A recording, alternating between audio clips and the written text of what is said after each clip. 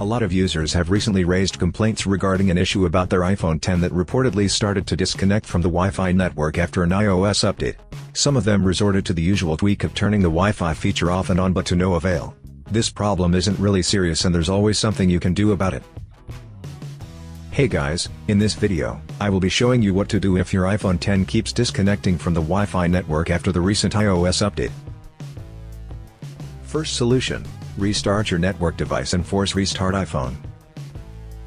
Just because your iPhone started to drop its internet connection doesn't mean that it has a problem.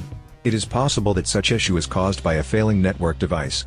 Thus the first thing you have to do is restart your router or modem and see what happens. Here's how. Unplug your modem or router from the wall outlet or simply disconnect the power cord from the main unit. Leave it without power for a minute or two. While waiting, quickly press and release the volume up button, and then the volume down button. After releasing the volume down button, press and hold the power key until the logo shows.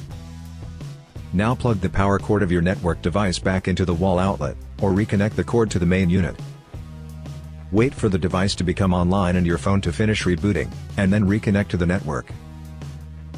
If your iPhone still disconnects from Wi-Fi network after this, then try the next solution. Second solution: reset all network settings on your iPhone. After making sure that the problem isn't with your network device, the next thing you have to do is refresh all network or wireless services on your iPhone. You can do so by resetting all network settings. Don't worry, none of your files will be deleted. Here's how it's done. From the home screen, tap Settings. Tap General. Scroll down to the bottom of the screen, and then touch Reset. Touch Reset Network Settings. If prompted, enter your security lock. Tap Reset Network Settings at the bottom of the screen. Your iPhone will reboot after this. Once it has finished rebooting, try to see if the problem is fixed. Third solution: factory reset your iPhone. A reset will be able to fix network issues including this problem, but make sure to create a backup of your important files and data because they will be deleted and you may not be able to retrieve them. When ready, follow these steps. From the home screen, tap Settings. Find and tap General.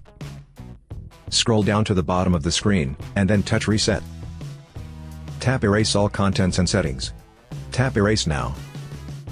If prompted, enter your security lock. Tap Erase iPhone at the bottom of the screen.